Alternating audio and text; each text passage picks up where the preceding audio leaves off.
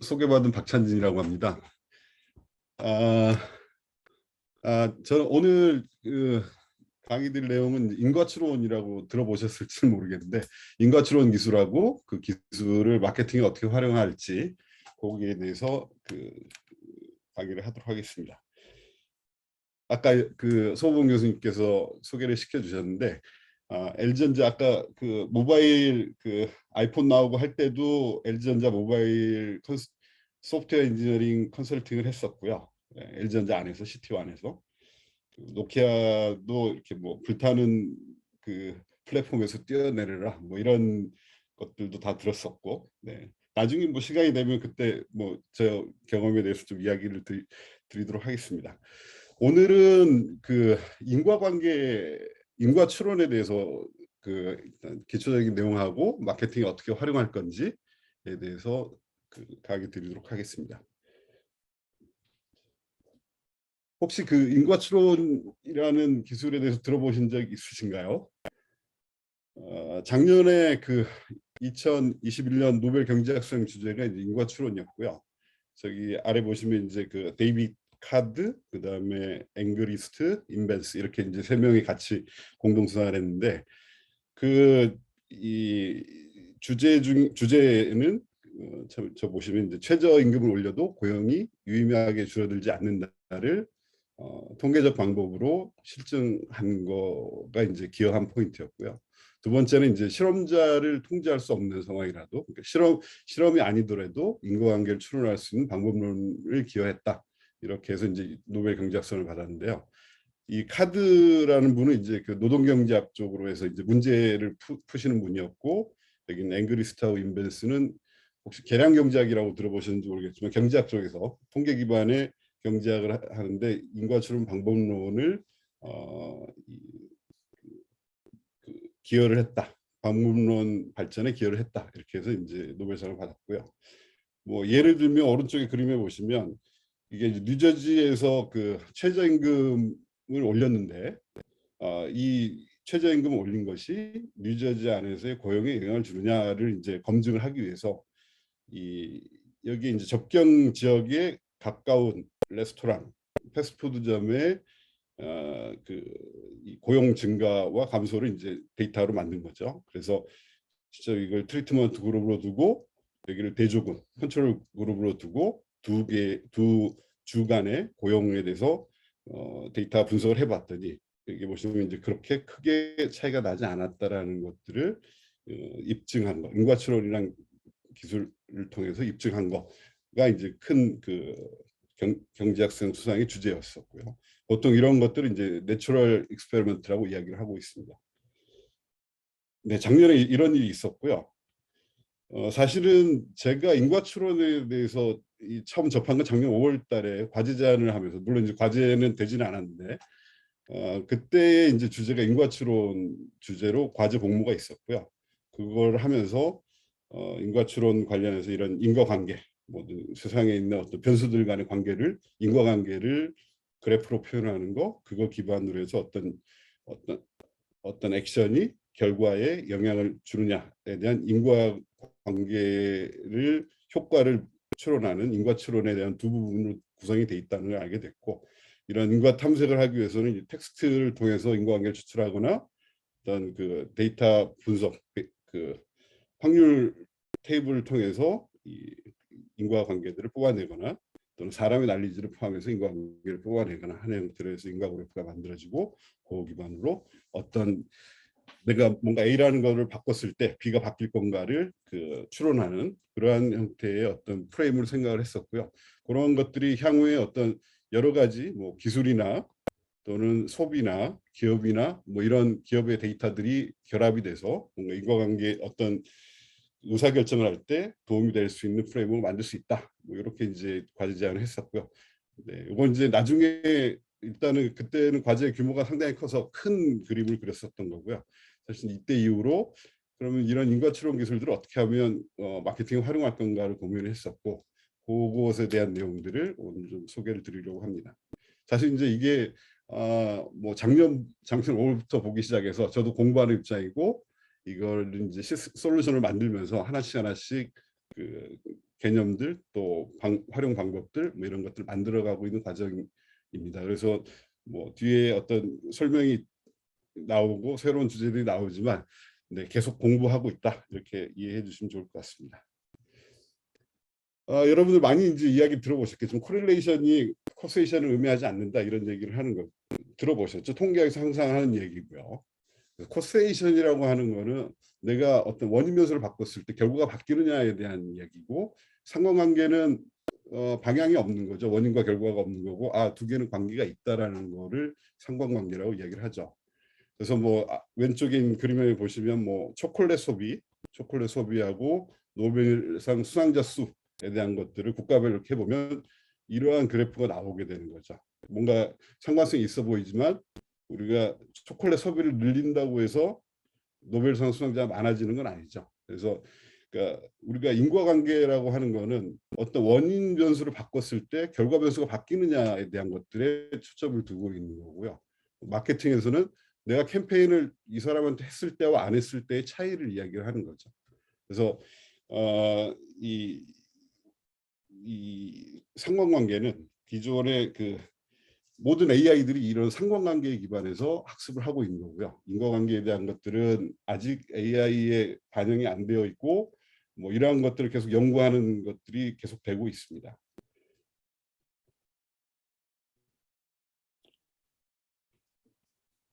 그래서 보시면 AI라고 하는 걸 이제 상관관계 패턴을 학습한다라고 이해를 할 수가 있고 대부분의 이제 분류 문제나 예측 문제들은 상관성에 기반을 하고 있습니다. 그래서 뭐 예를 들어 뭐 저는 하이닉스에서 뭐 이런 장비 센서를 가지고 장비에 뭐 얘가 예지 보전 그래서 뭐 메인티넌스에 관련돼서 얘가 언제 이상이 있을 건가를 예측하거나 또는 불량에 대한 분류를 하거나 또는 이제 마케팅 도메인에서 추천해서 이 상품에 대한 할인 쿠폰을 누구한테 줄 것이냐 이런 문제들 또는 우리 구독형 서비스에서 이탈 문제들을 어떤 식으로 이탈을 어떻게 예측할 건가 하는 부분들에 대해서 그 AI를 학습을 하고 있죠. 근데 이제 사실 이거는 아까도 말씀드린 상관관계 기반의 패턴을 가지고 학습을 한 거기 때문에 내가 어떤 장비의 어떤 그 장비를 제어를 해서 센스 데이터를 바꾸게 되면 장비상이 줄어들 것이냐 뭐 이런 부분에 대해서는 답을 하지 않습니다. 이런 패턴이 나오면 이상이 곧 발생할 거다에 대한 예측 문제인 거죠. 그래서 사실 이제 이런 현재 AI는 외부 환경에 대한 데이터나 패턴 변화가 적은 분야에는 잘 동작하는 거죠. 왜냐하면 우리가 알고 있는 변수를 가지고 학습하는 거기 때문에. 근데 이제 코비드 19이나 이런 것들이 오게 되면 대부분의 AI들은 이 고객의 트렌드 변화에 대해서 예측하지 못하는 거죠. 이전에 데이터가 없기 때문에. 그래서 사실 이제 의사결정, 뭔가 이거를 하면 어떨까? 내가 옛날에 이걸 했으면 어떨까? 뭐 이런 문제에 대해서는 AI는 답을 하지 않습니다. 이런 패턴이 있으니까 나중에 이런 것이 나올 것이다라는 것들을 상관성에 기반해서 예측을 하고 분류를 하는 거죠.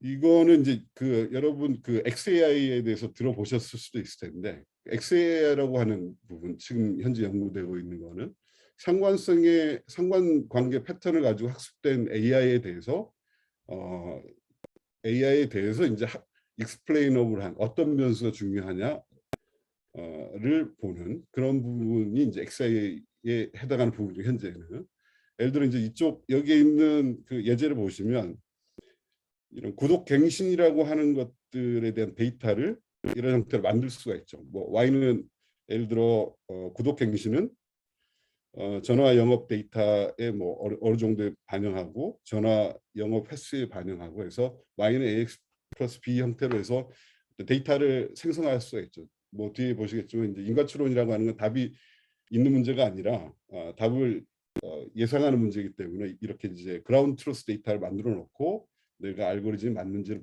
보게 되는데 이렇게 이제 데이터가 그라운드 트루스가 이렇게 내가 만들어 놨다고 했을 때 여기에서 이제 요 점선호된 부분들은 우리가 옵저버 그러니까 관찰이 안 되는 데이터고 이런 부분들은 이제 데이터를 가지고 XG 부스트 같은 걸 가지고 예측 모델을 만들 수가 있겠죠. 이 변수를 가지고.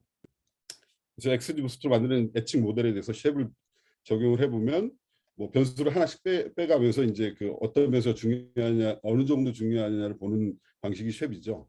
그래서 바플랏을 보게 되면 이런 디스카운트나 애드 스펜드, 그다음에 버그 리포티드 이런 부분들이 이제 큰 변수로 나올 그 가장 중요한 변수들로 나오게 되는 거죠.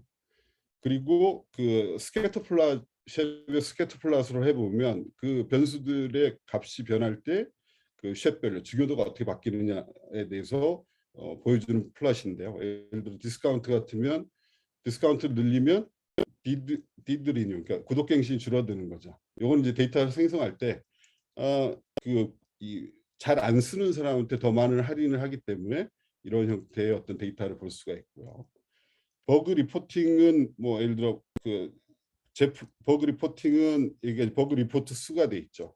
실제적으로 그라운드 트루스에서는 버그 리포트 수가 구독갱신랑 관계가 없죠. 근데 이 월 사용량이 많은, 그러니까 이 제품 자주 사용하는 사람들은 남들이 보지 못하는 버그들도 많이 발견하고 거기에 대해서 버그 리포트를 많이 만들지만 사실은 이 버그 발생 수가 어, 자주 사용하는 이 월 사용량이 많은 사람한테 있을 수가 있고, 요것이 이제 연계가 돼서 구독 갱신이라고 하는 게 이제 확률이 높아지는 거죠. 그러니까 이 버그 리포트 수하고 이 구독 갱신이라고 하는 거는 실제 인과관계가 아닌데 상관관계에 의해서 만들어진 데이터인 거죠.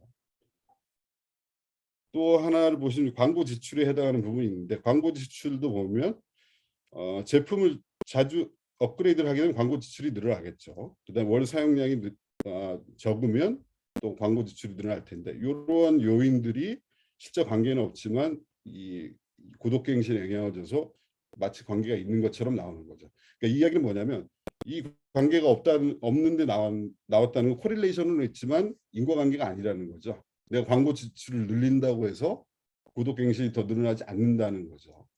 이게 이제 그라운드 트루스라고 만들어 놨는데 결과를 이렇게 확인한 거니까요. 그래서 사실은 이런 쉐이비라는 익스플레이너블 AI, 그러니까 AI에 대해서 설명을 하긴 하지만 인과관계를 직접 다루고 있지는 않고 이미 상관관계로 학습된 변수들의 관계들을 살펴볼 수 있는 거죠.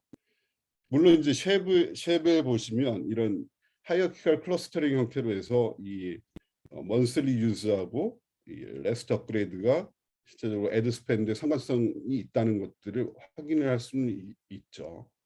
하지만 이게 제한적으로 우리가 이 상관관계로 학습된 AI에 대해서 비상적으로 설명하는 그러한 형태에 머물러 있다고 생각할 수가 있을 겁니다. 나중에 한번 요 밑에 URL에 있는 링크를 한번 가셔서 디테일하게 살펴보시면 우리가 기존의 AI하고 우리가 코절 AI하고의 차이에 대해서 이해를 하실 수 있을 것 같습니다. 그래서 이제 이런 상관관계, 인과관계에 대해서 잠깐 설명을 드렸는데, 인과관계를 밝히는 방법에는 크게는 실험하고 관찰이 있습니다. 이건 이제 과학도 마찬가지예요. 사이언스도 실험하고 관찰을 통해서 만들어지는 거지만, 그래서 우리가 보통 우리가 마케팅에 대해서 우리가 캠페인을 이 사람한테 했을 때, 그다음 안 했을 때 차이를 내가 예측을 할 수 있어야지 캠페인의 인과관계에 기반해서 마케팅을 할 수 있는 거죠. 그래서 이제 그걸 확인하기 위해서 보통 하는 것들이 이제 A/B 테스트를 하게 되죠. 그래서 보통 랜덤리 컨트롤 트라이얼이라고 하는데, 그래서 우리가 마케팅의 성과 분석이라고 하는 거는 우리가 이 마케팅에는 돈이 들어가는 거기 때문에 이 마케팅을 했을 때 기업 경영에 성과가 얼마나 기여하는지를 측정을 해야 되는 거고요. 그거를 측정하기 위해서 이렇게 이제 그 A하고 B를 나누게 되는 거죠. 그러니까 실험을 하지 않으면 보통 뭐 우리가 우리 4월 달에 마케팅을 했어. 그런데 매출이 이만큼이 이전 시작 전보다 그 4월 말에 늘었는데 그게 저번 달하고 이번 달 대비하니까 많이 늘었어라고 하는 것, 이렇게 주장할 수도 있겠지만 사실은 이제 거기에는 뭐 4월이기 때문에 뭐 아까 벚꽃이 피고 뭐 이런 또는 뭐 신학기의 계절성 매출이라든가 뭐 금리 인하 발표라든가 이런 평판 이슈라든가 뭐 이런 것들 때문에 이전 대비 지금 오는 건 당연해 이렇게라고 반박을 할 수가 있겠죠. 그래서 이 성과 분석을 객관적으로 하기 위해서는 동일 시간대에 두 개 캠페인을 준 사람과 그렇지 않는 사람의 평균 매출을 비교해야지만이 객관적인 성과 분석이 가능한 거죠. 그래서 일반적으로 이렇게 이제 어떤 회사들 뭐 저희 L 카드사들도 이제 이런 퍼머넌트 컨트롤 그룹이라서 일부를 A/B 테스트를 위해서 떼어놓고 90%에 대해서만 캠페인을 하고 이후에 이제 그 차이를 개선하는, 그래서 이 마케팅이 어떻게 잘 됐다 아니다를 이야기를 하고 있습니다. 이 실험 관련해서는 이 많은 디지털 기업들이 이런 실험을 통해서 고객을 이해를 하고 있고요. 왜냐하면 온라인에서는 저비용으로 실험이 가능하기 때문이죠. 그래서 뭐 웹페이지에 새로운 버전이 나오면 50% 정도를 실험군으로 두고 기존 버전하고의 비교를 해서 이 새로운 UI가 어떤 좋네 나쁘네를 이제 판단하게 되는 거죠. 뭐 이러한 실험에 대한 것들은 이전부터 많이 그 이야기가 되어 왔고, 여기 아래 책에서 살펴보시면 이전에 A/B 테스트에 지나온 어떤 그 발전에 대해서는 확인하실 수가 있을 거고요. 예를 들어 여기 보시면 뭐 MSN 마이크로소프트에서 광고를 하나를 더 추가를 하게 되면 사실은 이제 이 고객 UX가 나빠지는 거죠. 그래서 뭐 이런 클릭 전환율이나 뭐 페이지 뷰들을 확인해서 광고를 중단하는 결정을 하거나, 또는 이렇게 해서 앞에 그 광고를 할 때 하위 페이지로 이 페이지에 대한 상세 링크를 달아 놓는 아주 그 마이너한 어떤 변경이지만 이 변경이 연간 수천만에서 수억 달러의 매출을 증가시킴을 확인하고 이렇게 페이지를 바꾸는, 뭐 이런 그 이 실험에 기반한 의사결정이 디지털 기업에는 핵심적인 기술이라고 할 수 있을 겁니다.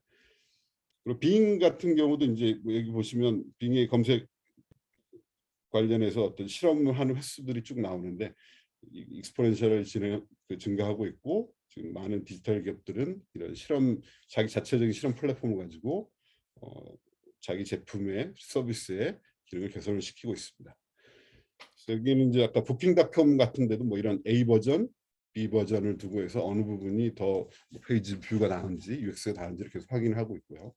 그래서 연간 25,000건 정도의 테스트를 수행하고 있다고 하고요. 그리고 그 여기 보시면 이제 사내 실험 문화가, 그러니까 누구라도 회사인 누구라도 테스트를 할 수가 있고 매니저의 어떤 결제 없이도 할 수 있다. 이 자기가 새로운 버전에 대한 또는 궁금증을 가지고 데이터를 확보해서 이게 낫다라는 걸 증명을 하게끔 하는 그런 실험문을 갖고 있는 거죠. 그래서 그러한 부분들이 어떤 세계에서 가장 큰 숙박 플랫폼으로 발전하게 된 어떤 기반이 됐다라고 이야기를 하고 있습니다. 그리고 뭐 히포라는 이야기 들어보셨나요? 하일리 페이드 하일리 하이스트 페이드 퍼슨스 오피니언이죠. 그래서 뭐 임원 이 의사결정을 하는 것들이 아니라 데이터 기반으로 의사결정을 할 필요가 있다. 뭐 이런 얘기가 있고요. 그래서 우리가 이렇게 디지털 그 스타트업에서 이렇게 실험을 통해서 어떤 결과를 확인할 수가 있는데, 이런 히포의 어떤 그 개스에 기반해서 의사결정을 하면 안 된다. 뭐 이런 것들을 이야기를 하고 있습니다. 오브젠에서도 이제 A/B 테스트 기능들을 갖고 있는데요. 우리가 보통 캠페인을 전체에 대해서 하기 전에 일부의 고객을 타겟팅을 해서 A/B로 나눠서 어느 그 쿠폰도 뭐 5%가 좋냐 10%가 좋냐 뭐 하는 어떤 A/B 테스트 오퍼의 종류를 바꿔가면서 A/B 테스트를 해서 의사결정을 하고 전면적으로 확대하는, 그렇게 하기 위해서 A/B 테스트를 수행을 하고 있고요. 저희 캠페인 솔루션 안에 들어가 있고 여러 회사에서 이제 이런 A/B 테스트 기능을 갖고 그 사전에 의사결정을 하고 전면적으로 확대하는 그런 형태의 어떤 기능을 지원을 하고 있습니다. 그런데 이제 실험의 한계는 뭐냐면, 우리가 실험을 하려면 A/B를 나누고 결과를 얻는 데까지 시간이 걸리고요. 또 비용이 들죠. 그 다음에 누구는 주고 누구는 안 주고 하는 윤리적인 문제도 있을 수가 있고요. 기업에서는 어떤 사람을 아까 퍼머넌트 컨트롤 그룹으로 이렇게 제외를 시켜 놓는 것은 그 사람한테 마케팅을 못하는 거니까 마케팅 기회를 잃는 것이라고 볼 수도 있고, 또 어떤 제외된 입장에서 불공평하다고 생각할 수도 있죠. 그리고 A/B 테스트는 랜덤하게 두 개를 나눠서 여기의 결과의 평균을 차이를 보는 거기 때문에 누구한테 효과적이었고 하는 세부적인 정보에 대해서는 알려지지 않습니다. 그래서 어떤 이러한 실험도 있는 데이터 확인할 수 있는 거를 굳이 실험을 할 필요도 없는 거고요. 그래서 이제 지금 뒷장에서 말씀드리려고 하는 건 이제 실험이 아니라 관찰 데이터, 옵저베이셔널 데이터에 기반해서 인과관계를 밝히는 그런 방법에 대해서 설명을 드리도록 하겠습니다. 그래서 인과 추론이라고 하는 건 이제 주로 아까 실험 말고 어차피 인과관계를 보는 건 실험하고 관찰밖에 없는데, 인과 추론이라고 하는 건 이제 아까 말씀드린 원인 변수를 바꿨을 때 결과가 어떻게 바뀔 건지를 보는데, 있는 데이터 갖고 보는 거죠. 아까 실험 데이터는 A, B를 랜덤하게 쪼개서 다른 외부의 어떤 영향, 고객에 대한 속성들이나 이런 것들 랜덤하게 쪼갰기 때문에 둘 다 같다라고 가정을 하는 거죠. 이 사람한테 쿠폰을 줬냐 안 줬냐면 다르지 나머지는 다 같은 거죠. 근데 있는 데이터를 갖고도 그렇게 대조군과 실험군을 나누고 나머지 조건들을 같이 해놓게 하면 두 개의 인과관계가 바뀔 수 있지 않겠느냐라고 하는 게 인과추론의 핵심입니다. 그래서 보통 이제 저기 루빈이라고 하는 사람이 있는데 통계학자고요. 그 사람이 이제 포텐셜 아웃컴이라는 용어를 만들었고요. 그러니까 예를 들어 있는 건 확인은 팩추얼은 아닌데 가상이 어떤 내가 안 줬으면 어땠을까에 대한 것들을 에스티메이트하는 그런 방법론들이 나왔습니다. 그래서 보면 밑에 그 홍길동이라는 사람한테 쿠폰을 주면서 안 줄 수 있는 방법은 없죠. 그러니까 어떻게 보면 평행 유니버스를 만들어야 되는 거죠. 줬을 때 어떻게 가고 안 줬을 때 어떻게 가고 해야 되는데, 사실은 이제 예를 들어 줬다면 안 줬을 때의 값을 어떻게든 에스티메이트 하는 방법이 우리가 코절 인퍼런스다 이렇게 이해를 하시면 될 것 같고요. 그래서 이제 그런 방법들이 우리가 보통 매칭이라고 하는 방법이 있는데, 우리가 고객 이 사람한테 우리가 그 쿠폰을 줬다면 쿠폰을 주지 않는 사람 중에서 이 사람하고 조건이 똑같은 사람, 주지 않은 것과 줬다면 다르지 나머지를 갖게 해주면서 두 개가 마치 홍길동 같은 사람을 찾아내면 두 사람의 차이를 빼서 어떤 인과 효과를 만들 수 있다라고 하는 게 인과추론의 핵심입니다. 그래서 이제 보통 그 아까 계량 경제학자 그 이코노 매트릭스 하시는 분들이 만들어 놓은 것 중에 하나가 뭐 이런 디퍼런스 인 디퍼런스, 뭐 리그레션 디스컨티뉴티 이런 것들이 있는데, 사실 개념 자체는 그렇게 복잡하지 않습니다. 예를 들어 뭐 이런 케이스에 쓰는 거죠. 5개 광고판 같은 걸 하면 사실은 그 어떤 도시에 있는 사람들 모두 보게 되는 거죠. 그러면 그 광고판 안 본 사람들 찾을 수가 없는 거죠. 그래서 예를 들어 이게 이제 뭐 포르토라는 그 도시 옆에 그 플로리아노폴리스라는 도시를 잡아서 여기에 있는 것과 여기에 있는 것, 여기를 실험군, 여기를 대조군으로 놓고 비교를 하게 되면 두 개 인과 효과를 얻을 수 있다. 아까 이제 그 노벨 경제학상 받은 거와 비슷한 형태인 거죠. 근데 그 차이를 볼 때 포르토의 어떤 지금 6월에 한 달 동안 설치를 했기 때문에 6월의 끝과 처음에 어떤 차이를 볼 거냐, 아니면 우리가 대조군에 있는 값을 이렇게 볼 거냐 하는 건데, 계산하는 방법은 뭐 심플하게 사실은 이제 여기 대조군 도시의 차이를 자연 증가분으로 보고 실제 이 포르토의 증가분에서 자연 증가분을 빼주면 되는 거 아니냐. 그래서 디퍼런스라고 하는데, 이렇게 해서 이제 계산하는 방법이 있고요. 복잡하지 않죠. 근데 사실 이제 뭐 뒤에도 좀 설명하겠지만 저는 이제 소프트웨어 공학에 있고 소프트웨어 쪽에서 이런 AI 접근하게 되고 통계를 접근하게 되는데, 수식으로 돼 있으면 되게 이해하기 어려운데요. 코드로 돼 있으면 심플하게 금방 이해를 할 수가 있습니다. 그래서 나중에 제가 앞에 여기 보시면 요 링크 있죠. 그래서 이번에 자료 준비하면서 이걸 전체적으로 쭉 살펴봤는데, 여기 보시면 어떤 그 통계적으로 우리가 확률이나 어떤 에스티메이션 구하는 거나 뭐 이런 것들을 다 파이썬 코드로 돼 있으니까 나중에 한번 살펴보시면 많이 도움이 될 거로 생각이 됩니다. 네, 이런 방법도 있고, 여기 리그레션 디스컨티뉴티라고 하는 게 있는데, 요거는 어떤 그 컷오프 중심으로 해서 실험군과 대조군을 나눌 수 있는 그런 문제에 대해서, 아까는 이제 뭐 경계를 통해서 나눴지만, 예를 들어 미국에서는 음주 연령이 21세인데 21세 넘어가면 음주를 할 수 있고 그 전이면 음주를 못하는 거죠. 그러면 음주하는 사람들을 실험군으로 놓고 안 하는 사람들을 대조군으로 잡을 수가 있겠죠. 그 사람이 어떤 사망에 관련된 정보들을 어떤 포인트화 시켜서 놓고 이전과 이후를 비교하는 그게 이제 리그레션 디스컨티뉴티고요. 뭐 이런 방법들은 아까 뭐 예를 들어 장학 어떤 학점 기준으로 장학금을 주는 경우가 있겠죠. 뭐 95점 이상이면 장학금 주고 그렇지 않으면 안 준다고 하면 그 95점 근방 있는 사람을 실험군 대적으로 나눠서 장학금이 이 사람의 향후 어떤 수입에 영향을 주는 그런 것들 연구하는 이런 것들이 대부분 아까 계량 경제학자들이 푸는 문제들입니다.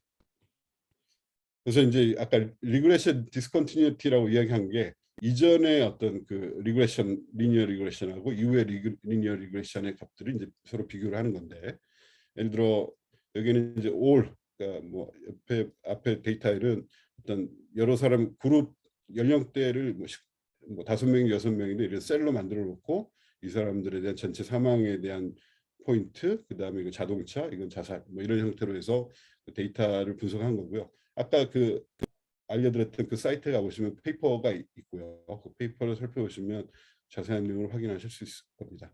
예를 들어 이제 이런 형태로 우리가 리니어 리그레션을 하게 되면 뭐 이런 형태의 값을 얻을 수 있고 실제적으로는 사망률이라고 하는 거는 이 스레이홀드 21세가 안 됐으면 0일 거고 됐으면 1이겠죠.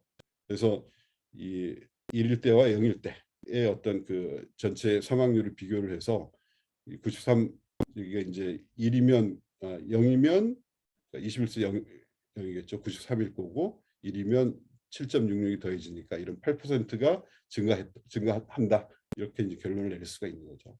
그래서 이렇게 분석을 하는 거고 그리고 사실은 이제 이런 그 아까 경계를 통해서 그 실험군 대조군을 나누는 것들은 경계를 어디까지 할 거냐에 따라서 그 이 예측 정확도가 이제 달라지는 거죠. 예를 들어 21세에 가까운 20세부터 22세까지를 둘러 나눠서 하게 되면 이런 이 8%가 10%로 이렇게 늘어나는 그런 결과를 확인할 수도 있다. 그래서 이제 아까 뭐 그 계량 경제학에서 하는 두 가지 방법에 대해서 잠깐 소개를 드렸고 여러 가지 방법들이 있는데 뭐 직관적으로 이해하기 쉬운 걸 좀 소개를 드렸고요. 또 뒤에 이제 넘어가기 전에 우리가 매칭을 하게 되는데 아까 실험군의 효과를 보려면 컨트롤 그룹 그러니까 대조군에 있는 사람은 이제 매칭을 시켜야 되는데 보통 이제 그런 매칭을 할 때 캠페인을 줬다 안 줬다에 대한 처치 그다음에 그 결과에 둘 다 영향을 주는 요소를 확인해야 됩니다. 예를 들어 뭐 학교에서 태블릿을 지원하면 학업 성적이 오르냐 뭐 이런 문제가 있다고 했을 때 수업료라고 하는 게 연구가 있는데 수업료가 비싸면 태블릿을 지원할 확률이 많고 이건 관찰돼 있다니까. 또 아까 수업료가 비싼 학교일수록 그 성적이 높을 확률이 많죠. 뭐 더 비싼 학교일 수 있으니까. 그래서 이제 그걸 표로 보이면 이 수업료가 낮으면 이 여기는 이제 그 스코어죠. 그래서 수업료에 따라서 스코어가 이렇게 간 걸 알 수가 있고 태블릿을 줬다 안 줬다가 이제 줬다가 빨간색인데 빨간색이 이렇게 파란색은 이쪽 부분에 위치하는 걸 알 수가 있죠. 이걸 실험군 대조군을 하게 되면 바이어스 때문에 제대로 비교를 할 수가 없고요. 그래서 이제 이 학교별로 이 수업료가 비슷한 학교끼리 이렇게 비교를 해서 그 둘 간의 태블을 줬다 안 줬다의 어떤 차이를 구해야 된다라는 거죠. 그래서 그런 이걸 이제 컴파운더라고 하는데 컴파운더 커먼 코스에 대한 영향을 이것에 따라서 트리트먼트가 바이어스가 있으면 안 되게끔 그렇게 이제 만들어주는 방법 중에 하나가 그 성향 점수라고 하는 게 있습니다. 그래서 X 아까 이런 공명 컴파운더에 대해서 바이어스가 없도록 여기에 이 T 아까 태블릿을 줬다 안 줬다 줬을 때의 어떤 확률값 기대값을 계산을 해서 그 기대값을 가지고 같은 기대값을 가진 사람이 에 대해서 태블릿을 주고 안 주고를 비교를 해야 된다라고 하는 게 이제 성향 점수 기반의 매칭이라고 얘기를 하고요. 그래서 아까 X라는 것들로 비슷한 사람들을 이렇게 묶어서 둘 간의 차이를 확인해야지 인과 추론을 할 수 있다라고 하는 겁니다. 그래서 이제 최근에는 이런 거를 이제 아까 매칭을 통해서 아까 실험군 대조군을 매칭을 해서 하는 방법이 아니라 어떤 머신러닝 학습을 통해서 그 차이를 예측하는 그런 머신러닝 모델 학습하는 알고리즘들이 있고요. 그러니까 지금은 이전에 아까 그 인과추론이라고 하는 것들이 통계학과 계량경제학에서 한 2, 30년 동안 연구가 되었고, 최근에는 이게 이제 머신러닝하고 결합이 돼서 그런 어떤 인과 효과를 예측하는 그 머신러닝 모델 기술들이 이제 접목이 되게 됐죠. 그래서 보통 이제 기본적으로 이런 테이블값, 뭐 예를 들어 우리가 마케팅 성과 분석이라고 하면 고객의 연령 또는 성별, 구매 이력, 뭐 이런 여러 가지 고객에 대한 속성하고 어떤 캠페인을 했다 안 했다에 대한 정보들이 일령으로 들어가고, 거기에 매출값들이 이렇게 Y로 이렇게 쭉 나와 있는 거죠.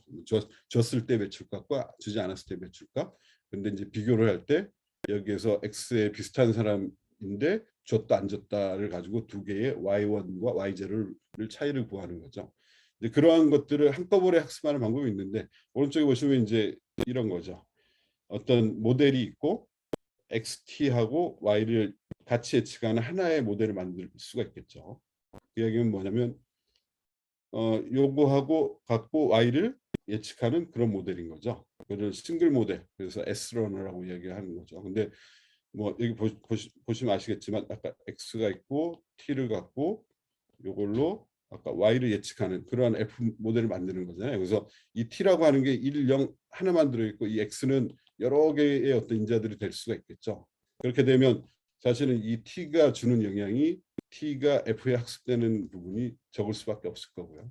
그래서 뭐 이거를 두 개의 모델, 그리고 두 개의 모델, 이거는 T가 0일 때, 이건 T가 1일 때의 두 개의 모델을 학습을 해서 아까 어떤 고객에게 오면 그 사람 X를 집어넣으면 아까 1일 때와 0일 때의 차이를 구해서 인과 효과를 디파인하는 그거를 이제 두 개의 모델을 한다고 해서 T러너 뭐 이런 것들을 만들 수가 있고요. 그 다음에는 X러너라고 하는 건데, 이건 각각 아까 T러너로 뭐 M1, M0하고 M1에서 한 다음에 이건 이제 예측 모델 하나 만들어진 거죠. 그러면 내가 어떤 Y0 값을 갖고 있으면 여기에 예측 모델, 카운터 팩처를 구할 수가 있고, 그 두 개의 차이를 통해서 효과를 예측하는.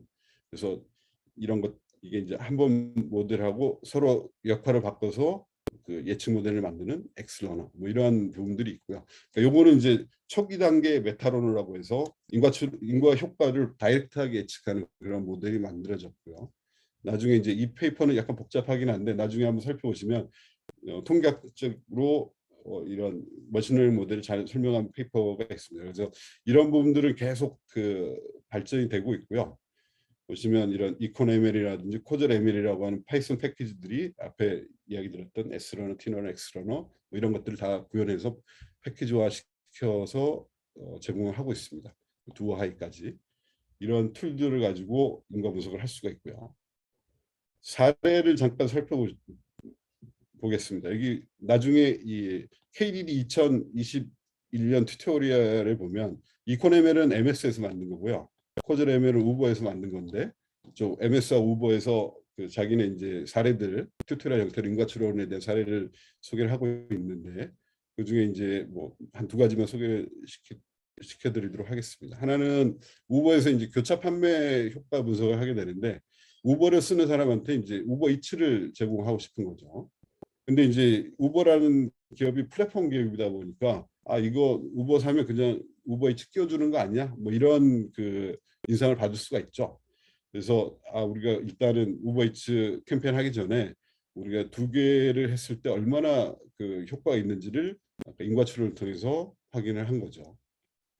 그래서 이 기존에 있는 데이터로부터 우버 이 기간 동안에 우버하고 우버이츠를 같이 쓴 사람을 실험군으로 두고 우버만 쓰는 사람을 대조군으로 둔 거죠. 그래서 두 사람의 어떤 비슷한 성향을 가지고 두 사람의 인과 효과를 찾아서 봤더니 동시에 사용하는 사람의 매출이 2배 이상 크더라, 매출 자체가. 그래서 이렇게 매출이 커지고 또한 두 개를 한 사람들이 다른 사람들보다 그러니까 우버 이츠 쓰는 사람들이 라이드, 그러니까 우버 기존 그 우버에 대한 지출도 크더라. 그래서 그러면 우리가 우버 이츠를 하게 되면 이렇게 그 이 정도의 효과를 얻을 수 있겠구나라고 하는 것들을 미리 데이터를 가지고 확인해 볼 수 있는 거죠. 아까 이런 X 조건, 공백량을 가지고 그 고객에 대해서 줬다 안 줬다를 가지고 우보 매출의 차이를 보는 그러한 형태의 그 인과추론을 한 거고요. 여기는 뭐 다양한 형태의 메타론을 써봤더니 다들 좋다고 확인이 됐다. 뭐 이런 것들을 보여주고 있습니다. 그 다음에 두 번째는 이제 이 우리가 광고를 하게 되는데 우버에서 뭐 어떤 뭐 폰에다가 또는 폰의 모바일 웹에다가 광고를 하게 되면 비용이 들겠죠. 근데 이제 이 광고를 누구한테 다 뿌리는 게 아니라 이거에 효과가 있는 사람한테만 뿌리자라고 하는 게 이제 우버의 생각이었고요. 그래서 보통 광고를 보통 이제 이런 표가 있는데 광고를 하지 않아도 사용하는 사람이 있을 수가 있겠죠. 광고를 하면 사용하는 사람이 있을 수가 있겠죠. 그러니까 안 하면 사용 안 하고 하면 쓰는 사람, 이 사람은 이제 퍼스웨이디더블 이렇게 이야기를 하는데 이 사람이 우리가 캠페인 쿠폰을 줬을 때 사는 사람이겠죠. 안 주면 안 사는 거고 이 사람이 가장 인과 효과가 큰 사람이겠죠. 그래서 이 사람을 이제 찾아내자라고 하는 거고 보통 이제 이런 것들이 마케팅에서 업리프트 모델링이라고 얘기를 해요. 그러니까 뭐 이렇게 우리가 쿠폰을 하거나 이런 것들도 비용이 드는 거죠. 그러니까 내가 쿠폰을 안 줘도 살 사람들한테 쿠폰을 주면 나는 그 쿠폰만큼의 손해를 본 거죠. 그렇죠? 쿠폰이 항상 공짜가 아니라 쿠폰을 안 주면 안 사고 주면 살 사람한테만 줘야지 줘도 사고 안 줘도 살 사람한테 돈을 주는 거는 쿠폰을 주는 거는 손해가 될 수가 있는 거죠. 그래서 이제 이러한 내가 꼭 주면 꼭 살 사람 이 사람만 찾아내는 것들이 이제 업리프트 모델링이라고 하는 거고요. 그래서 효과 기반 고객 타겟팅이라고 얘기할 수 있는 거죠. 인과추론 관점에서 보면 이런 줬을 때와 안 줬을 때의 기대값이 가장 큰 사람을 찾아내는 거고요. 그래서 우리가 앞에 이제 인과추론을 통해서 머신러닝 모델을 학습한다고 했잖아요. 그래서 여기는 X라는 고객에 대한 X를 주면 여기 효과 타우가 나오는데 X를 줬다는 거는 고객 한 사람 한 사람별로 인과 효과를 계산할 수 있다는 얘기고요. 고객을 X라고 보니까. 그래서 가장 인과 효과가 큰 사람들부터 적은 사람 순으로 쭉 이렇게 순서를 시키고 하게 되면 계속 늘다가 어느 정도 가면 이 사람은 계속 인과 효과 줄어드는 사람이 나오겠죠. 그러면 한 요 정도까지만 여기가 전체 100% 고객 100%면 한 60%까지만 해도 대부분의 뭐 8, 90%의 효과는 없겠다라고 하는 것들을 인사이트를 얻을 수가 있겠죠. 요거 설명 안 드렸는데 광고를 보고 탄 사람하고 광고를 안 봐도 타는 사람들을 두 개를 실험군과 대조군을 놓고 아까 인과 분석을 한 거고요. 그러면 약간 이런 이 머신러닝 모델이 나오는 거고 그러면 모든 고객에 대해서 이 효과값들을 계산할 수가 있고 그 효과값 기반으로 순서를 이렇게 순서를 지어주면 이런 누적 그래프가 이렇게 나오겠죠. 그럼 이 지점에서 한 60%만 여기 해당하는 60%만 광고를 하자. 그리고 이걸 지속적으로 업그레이드하면서 타겟팅을 정교화해 나가자라고 하는 어떤 방법들을 찾아낸 거죠. 그래서 여기도 트리트먼트 그룹하고 컨트롤 그룹, 광고를 보고 탄 사람, 그렇지 않은 사람의 ROI, 그러니까 애드 스펜드에 대한 리턴에 대해서 조사해 봤더니 이렇게 12달러하고 6달러 이렇게 차이가 나더라라는 것들도 실험해보지 않고도 관찰 데이터 가지고 확인할 수 있는 부분인 거죠. 네, 여기까지 해서 이제 아까 인과추론에 대한 최근 뭐 대량 경제학부터 현재까지 어떤 방법론에 대해 좀 설명을 드렸고요. 근데 이제 만약에 우리가 대조군을 찾을 수 없을 경우는 어떻게 할 거냐? 아예 대조군 우리 전 국가 우리나라 전 국가에 대해서 뭐 TV 광고를 했다라고 하면 TV가 없는 데를 찾아볼 수도 있겠지만 그런 경우에는 보통 이제 이렇게 해서 이전 모델을 가지고 이 대조군에 대한 카운터 팩츄얼 에스티메이트를 만듭니다. 그래서 이 둘 간의 차이를 가지고 하는데 이런 것들이 이제 베이지안으로 하거나 BSTS나 또 아리마 같은 타임시리를 가지고 이전 데이터를 갖고 예측 모델을 만들어서 이런 걸 컨트롤 에스티메이트로 두고 카운터 팩츄얼하고 차이를 갖고 이제 비교를 하는 그런 방법이 있습니다. 네, 여기까지 이제 인과추론 설명을 좀 드렸고요. 사실 이제 오브젠이라는 회사는 금융 유통 분야의 B2B 캠페인 솔루션을 제공하는 회사라고 생각하시면 될 것 같고요. 그래서 이전에 이제 우리가 올랩이라고 하는 이제 그 데이터베이스 플랫폼, 데이터베이스 기반의 어떤 커스터머 그 CRM 솔루션을 하다가 최근에 이제 이런 빅데이터들, 그다음에 BI 툴들, 그다음에 최근에 이제 우리가 AI 모델링하는 툴들, 그다음 요건 이제 데이터 플랫폼에 대한 거고요. 그리고 요거는 이제 이 전체 데이터 플랫폼 AI고 여기 있는 마케팅, 여기 캠페인 솔루션을 제공하는 회사입니다. 이쪽 캠페인에 관련해서는 되게 이제 이런 우리가 마케터가 이런 기본 정보 등록하고 고객 타겟팅하고 뭐 이런 중복 고객들 제외하고 이런 형태로 해서 이런 채널에다가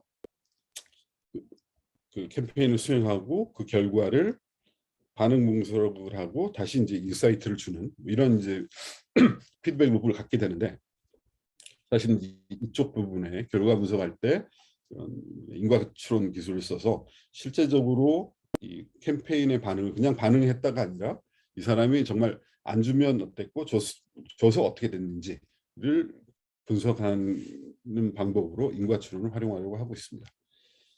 그래서 일단 고객에 대한 성향들을 이렇게 오퍼를 줬을 때 매출의 인과 효과를 보는 그런 부분이 있고요. 이런 대조금 매칭을 해서 서로 그 차이를 보는, 그리고 이제 이후에 분석 결과에 대해서 아까 X 중에서 이 최근 구매가 많은 MZ 세대가 효과가 크더라, 50대 이상에는 이런 효과가 없더라, 뭐 이런 그 이걸 보통 이제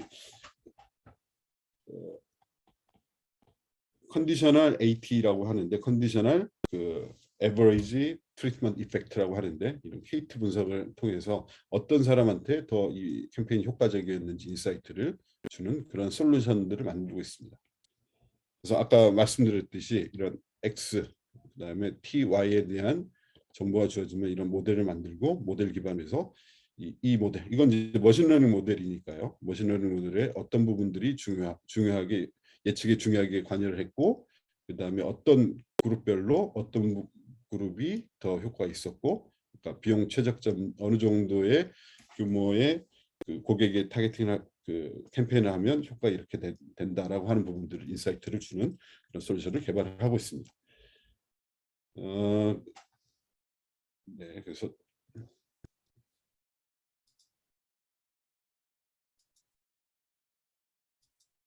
뭐 잠깐 그 저희 쪽 이제 급하게 준비하느라고 그 이게 잘 그 만들지 못했는데요. 저희 쪽 이제 솔루션 동영상을 보시면 사실 이제 이런 형태로 캠페인 목록이 나오고, 그다음에 여기서 이제 캠페인을 선택을 하게 되면 그것에 그 결과 확인을 하게 되면 이런 형태의 그 우리가 솔루션에서 결과가 나오고요. 그래서 이건 이제 평균적으로 캠페인의 효과가 어떻게 됐다, 그리고 어떤 부분이 영향을 줬다, 그다음에 이걸 그룹별로 했을 때 이런 어떤 부분의 조합이 더 효과가 컸다, 그다음에 이제 이런 형태의 여러 개의 조합이 성과가 조합별로 이제 어떤 부분이 가장 그 성과가 컸는지를 좀 보여주는 주고요. 그다음에 게이트도 이제 그 실제적으로 이후에 효과가 어떻게 됐다, 뭐 이러한 부분들을 솔루션으로 이제 개발하고 있는 중이고요.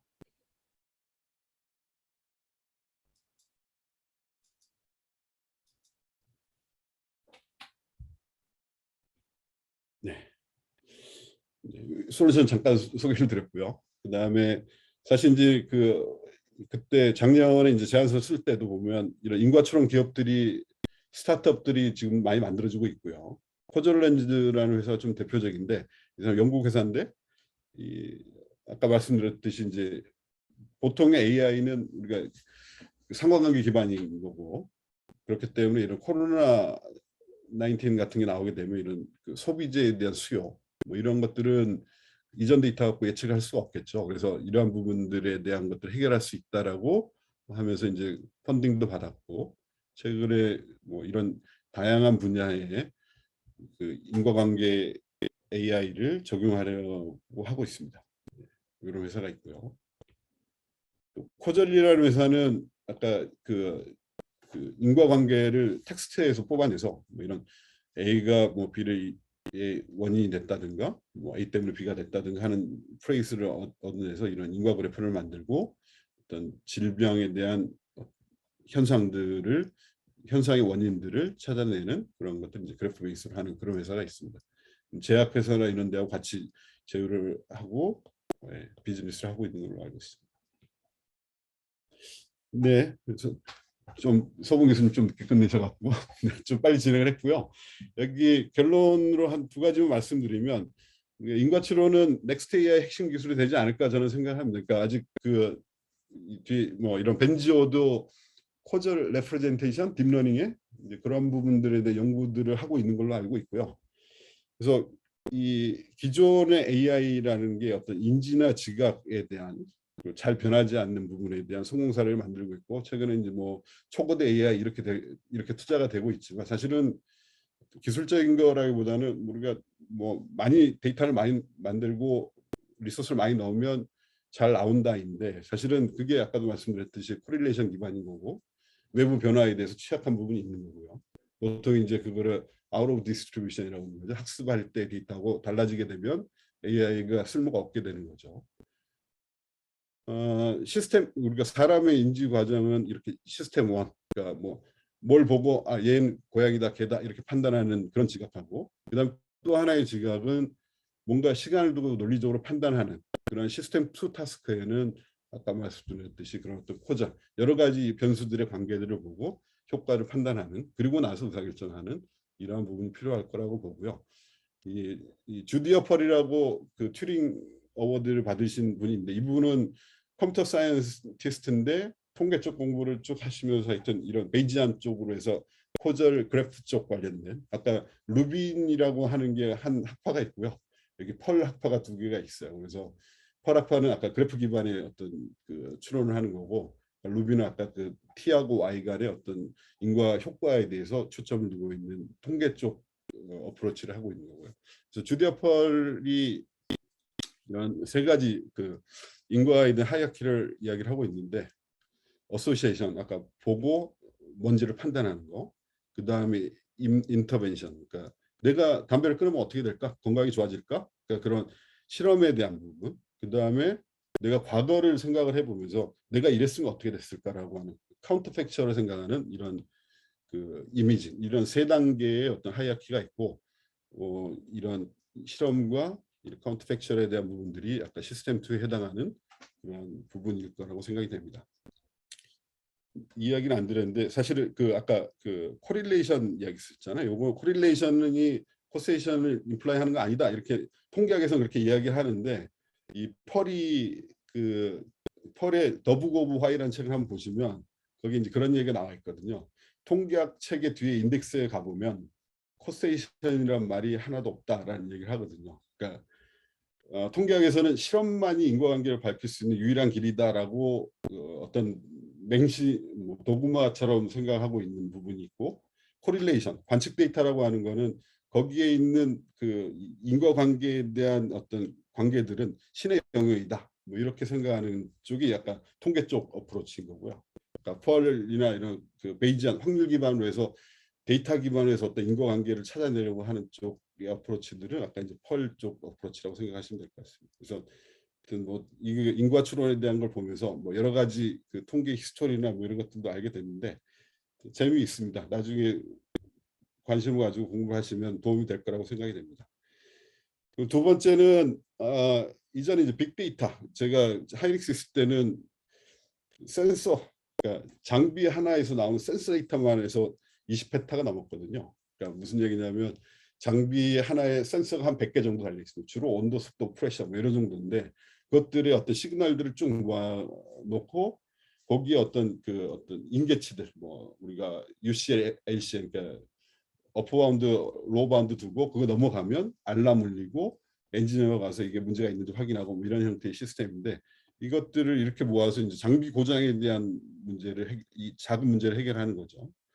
근데 향후에는 이런 부분들이 사실은 이제 장비 센서하고 장비 고장의 문제만이 아니라 운영 시간이 늘어나면 유지보수가 있을 거고 부품 교체나 청소를 하게 되면 센서의 어떤 그 평균값들이 흐트러질 거고 그다음 장비 고장에도 영향을 줄 거고, 또 장비의 레시피들이 바뀌면 센서 값들이 다 달라질 거고요. 그러니까 이런 인과관계에 기반을 해서 사실 이 센서가 이 장비 고장에 어떻게 영향을 주는지를 같이 살펴봐야 될 필요가 있을 거고, 그러려면 이런 형태의 어떤 그 하나의 문제를 해결하기 위한 빅데이터가 아니라 이런 실제 원인을 찾아낼 수 있는 그런 와이드한 데이터들로 같이 돼야 되지 않느냐 하는 거하고, 또 하나는 우리가 이런 장비나 이런 부분들은 변화가 별로 없거든요. 그러니까 마케팅을 하면서 어려운 게 뭐냐면 이 계속 바뀌잖아요. 뭐 MZ 문제가 있을 수도 있고, 뭐 예전 젠더 이슈가 있을 수도 있고, 아까 코비드 19도 마찬가지지만 어제의 인과관계가 오늘의 인과관계가 아닐 수 있는 거거든요. 그러니까 이거는 인과의 어떤 최신성을 계속 반영을 하고 학습을 시킬 필요가 있는 그런 분야가 아닌가. 그리고 아까 코릴레이션 기반의 어떤 AI가 마케팅에 지금 그렇게 많이 사용되고 있는 것 같지는 않고요. 추천 정도. 근데 사실 이제 그런 어떤 코절이나 이런 부분이 좀 도입이 돼야지 뭐 마케팅 의사결정을 할 때 제대로 된 어떤 데이터 기반의 의사결정을 할 수 있지 않을까, 이런 생각을 해봅니다. 사실 뭐 이 자료를 처음 만들어서 발표를 하는 거라서 약간 좀 뭐 중간중간에 뭐 스킵이 있었을 수 있는데, 네, 잘 이해하시고 이쪽에 한번 관심을 가지고 살펴보시면 그 이후에 AI 쪽에 대해서 생각하시는데 많이 도움이 될 거라고 기대를 합니다. 네, 감사합니다.